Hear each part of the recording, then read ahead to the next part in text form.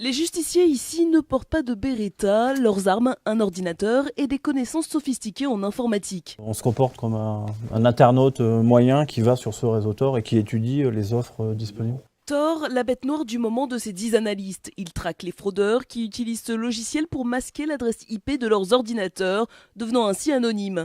Ce darknet, ou web sombre enfoncé, peut cacher de véritables marchés de la drogue en ligne. Cannabis, amphétamine, kétamine, dealers et consommateurs y effectuent leurs transactions illégales à l'abri des regards. On réserve la marchandise dans un panier qu'on paye. Ensuite, la marchandise est directement envoyée par l'expéditeur au consommateur final par colis postal ou fret express. Pour la première fois en France, ces policiers ont réussi à infiltrer ce darknet.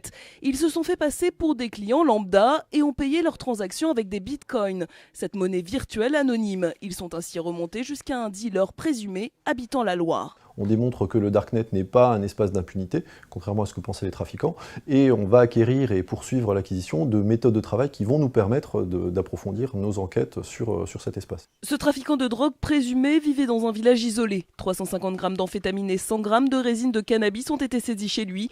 Il encourt 3 ans de prison et 6 000 € d'amende.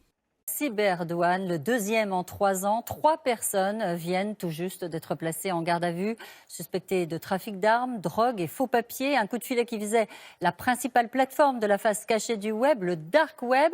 Alors David Lefort, bonjour. De quoi parle-t-on exactement? C'est quoi le dark web? Le dark web, c'est un web parallèle qui est placé en fait sur une plateforme en partie invisible. D'ailleurs, pour arriver sur le dark web, il faut charger des logiciels spécifiques. Vous allez découvrir le nom des plus connus, notamment Grams ou encore Tor.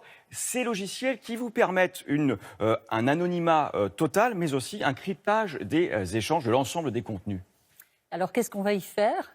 Et pourquoi y va-t-on? Alors, quand on parle d'anonymat, on parle d'échanges illicites. On va vendre, par exemple, des armes, de la drogue. On échange aussi des codes de cartes bancaires. Les pirates informatiques proposent leurs services. Vous voyez aussi que les terroristes échangent sur ces réseaux, les pédophiles aussi.